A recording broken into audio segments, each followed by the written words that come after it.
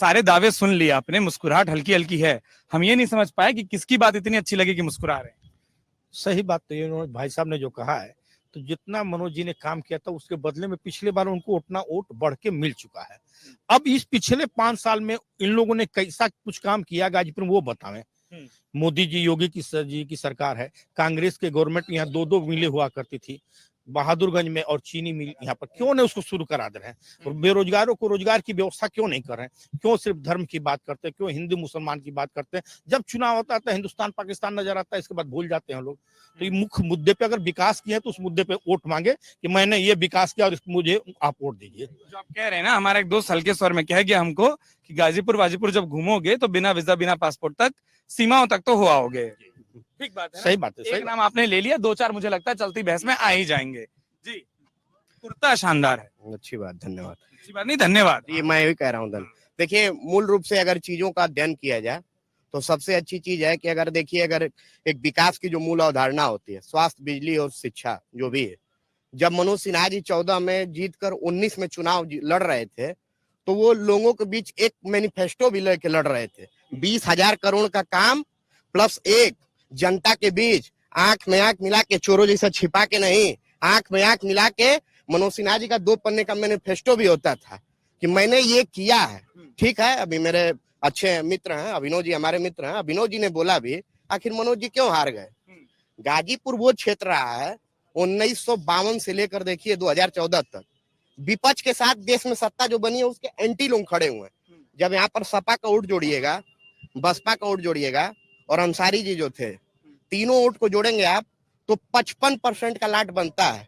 55% means that 11 lakh vote.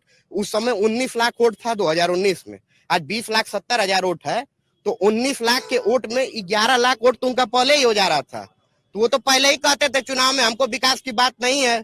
हम और मनोज सिन्हा जी ने जो 4 लाख शायद 46,000 समथिंग वोट जो पाया था मनोज सिन्हा जी ने, वो विकास के बल पे पाया था। आज वर्तमान परिस्थिति में आप देखिए, जितना मनोज सिन्हा जी आज थोड़ा सा संवैधानिक कर्तव्यों से बने हुए हैं, गांव पूरा एक एलजी के तौर पे गांव के लोग, इवन जो भाजपा के वोटर नहीं भी हैं, मनोज सिन्हा जी के लिए पलखों पावने बिछा के बैठे भी हुए। और दूसरी चीज, पारस राय जी की बात हो रही है।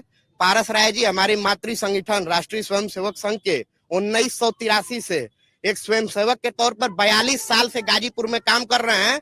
ना जानने वालों के लिए तारा भी दिखाएंगे तो वो पैर की धूल होगी, पैर धूल की दिखाने वालों को दिखाएंगे तो तारा होगा। हाँ, क्या बोल रहे थे आप? हाँ भाई साहब, देखिए बातें यहाँ आप गाजीपुर पूरा घूमेंगे तो जगह जगह जो बातें आएंगी वो ऐसी बातें आएंगी जिसका इस चुनाव से कोई लेना देना नहीं है ना, दूर दूर तक, क्योंकि वो लोग प्रत्याशी भी नहीं है और उनकी चर्चाएं जो है घंटों घंटों होंगी, है ना, पूरे दिन हो सकती हैं। तो बात ये होनी चाहिए कि गाजीपुर में जो विकास के क्रम की बात करते हैं, सबसे पहले बात जितने दल के लोग हैं यहाँ, जितने दल के लोग हैं, ये अपने जाके एक स्थानीय भी होता है कि हम यहाँ विकास के लिए काम करेंगे। उनके गठबंधन में वो बातें हो चाहे ना हो, उनके मैनिफेस्टो में स्थानीय स्तर पर इस बात को जोड़ें कि गाजीपुर को उद्योग शून्य जिला घोषित कराएंगे कि नहीं। और जब तक उद्योग शून्य जिला नहीं होगा, लोग 2 बहाने करते थे, रेल से मार्ग से यहाँ नहीं जुड़ा इसलिए यहाँ विकास फैक्ट्री नहीं लगती, रोड से नहीं जुड़ा है, रोड भी आप जाके देखिए एक्सप्रेसवे से जुड़ा हुआ है, रेल से जुड़ा हुआ है, तो ये बहाने खत्म, है ना। अब ये राजनीति के लोग जो है कुंडली मार के बैठे हैं और गाजीपुर का विकास नहीं होने देना चाहते हैं। अगर आप ये वीडियो YouTube पर देख रहे हैं तो हमारे चैनल को सब्सक्राइब करें और बेल आइकन को दबाना ना भूलें। अगर आप Facebook पर ये वीडियो देख रहे हैं तो हमारे पेज को लाइक करें।